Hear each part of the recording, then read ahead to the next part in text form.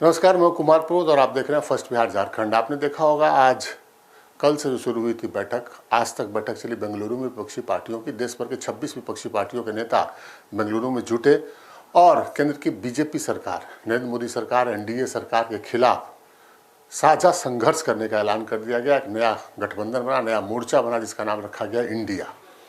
विपक्षी पार्टियों के नेताओं ने कहा कि ये इंडिया जो है वो आम लोगों को होगा। वो ये जो हमारा गठबंधन है वो आम लोगों की बात करेगा। हम उद्योगपतियों के हाथों के खिलौने नहीं बनेंगे, क्योंकि नरेंद्र मोदी सरकार जो है वो अपने कुछ उद्योगपति मित्रों को लाभ पहुंचाने के लिए देश को गिरवी रख रही है। लेकिन हम ये बताना चाहते हैं कि जिन नेताओं ने उद्योगपतियों की बात की, जिन नेताओं ने ये कहा कि हम आम लोगों की बात करेंगे, आखिरकार उन्होंने क्या किया?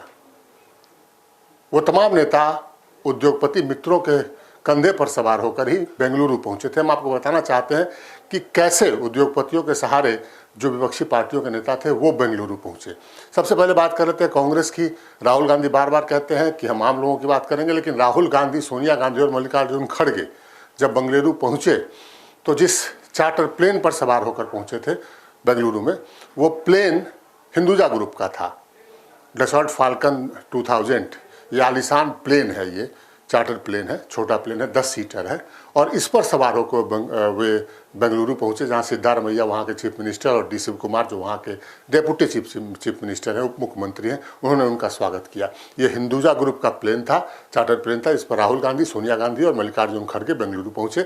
हम आपको बता दें ये वही हिंदुजा ग्रुप है जिसका नाम बफोर्स तोप घोटाले में भी सामने आया था। तो वहाँ भी वो राहुल गांधी और उनका कुनबा भी है, वो उद्योगपति मित्र के सहारे बेंगलुरु पहुंचा। बात करते हैं दूसरे नेता की, अरविंद केजरीवाल की बात कर लेते हैं।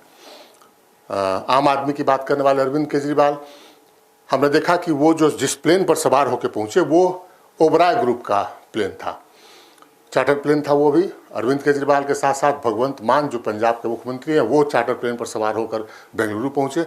ओबराय ग्रुप का प्लेन था वो, और इसी ओबराय ग्रुप के खिलाफ आम आदमी पार्टी लगातार ये बात करती रही है कि उससे बहुत गड़बड़ी करके दिल्ली में ढेर सारी जमीन को अवैध तरीके से कब्जा कर लिया है। और अरविंद केजरीवाल उसी ओबराय ग्रुप के चार्टर प्लेन पर सवार होकर बेंगलुरु पहुंचे। तीसरे नेता की बात कर लेते हैं जिन पर बड़ी चर्चा हुई, शरद पवार। शरद पवार पहले दिन विपक्षी पार्टियों की बैठक में नहीं पहुंचे, दूसरे दिन पहुंचे वहां पर। उनको लेकर कई तरह की चर्चा हुई, चूँकि जब सोनिया गांधी डिनर कर रही थी उसी दिन जो है उनके भतीजे अजीत पवार उनसे जाकर मिल रहे थे और पार्टी में एकता की बात कर रहे थे। खैर, शरद पवार आज वहां पर पहुंचे और शरद पवार भी उद्योगपति के चार्टर प्लेन पर सवार होकर बेंगलुरु पहुंचे।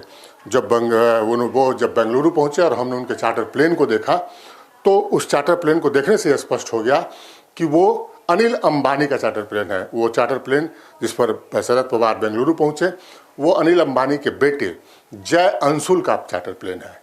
जय अंशुल उस पर चढ़ते हैं जो अनिल अंबानी, मुकेश अंबानी के भाई हैं, और अनिल अंबानी को लेकर भी कई तरह की बातें होती रही हैं। अनिल अंबानी की कंपनी को जब भारत में राफेल जो फाइटर प्लेन है उसको बनाने का ठेका मिला तो उस पर भी नरेंद्र मोदी से उनके संबंधों को लेकर कई तरह की बातें हुई थी। खैर, वही अनिल अंबानी के बेटे जय अंशुल के प्लेन पर सवार होकर, चार्टर प्लेन पर सवार होकर शरद पवार बेंगलुरु पहुंचे। अब हम बात कर लेते हैं बिहार की। बिहार के मुख्यमंत्री नीतीश कुमार के साथ साथ लालू प्रसाद यादव और तेजस्वी प्रसाद यादव, ये तीनों नेता एक चार्टर प्लेन पर सवार होकर बेंगलुरु पहुंचे।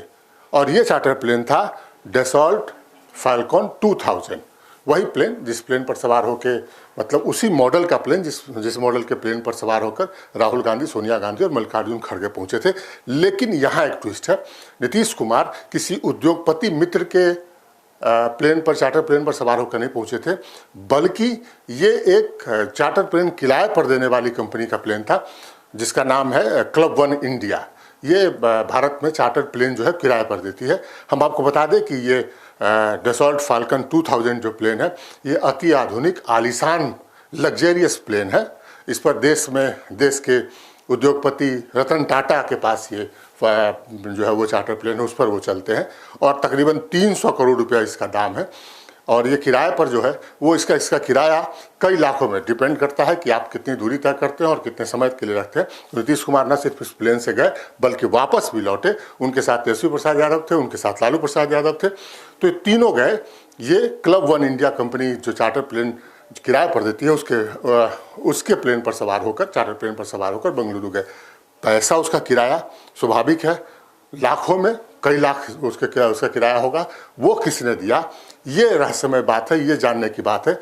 चूंकि ये पार्टी की मीटिंग थी, कोई ऐसा सरकारी मीटिंग थी नहीं जिसका खर्च बिहार सरकार दे, तो ये संभावना बताई जा रही है। हम लोग ये उम्मीद करते हैं कि नीतीश कुमार की पार्टी की ओर से वो पैसा दिया गया होगा, लेकिन कुछ भी हो सकता है, सरकार की ओर से उसका भुगतान किया जा सकता है। बिहार जैसे गरीब राज्य में, जहाँ पर आम आदमी को लेकर के, आम आदमी कितना पिछड़ा है और आम आदमी की क्या क्या समस्याएं हैं, वहाँ पर अगर लाखों रुपया खर्च करके 300 करोड़ के प्लेन पर मुख्यमंत्री विपक्षी पार्टियों की बैठक में शामिल होने जा रहे हैं, तो इसका क्या मतलब निकाला जाना चाहिए, ये आप खुद निकालिए, हम नहीं कह सकते। लेकिन हम आपको जानकारी दे रहे हैं कि नीतीश कुमार, तेजस्वी यादव और Lalu Prasad Yadav club one India जो कंपनी है, जो चार्टर प्लेन किराए पर देती है, उसके चार्टर प्लेन पर सवार होकर बेंगलुरु गए और उसी से वापस लौटे।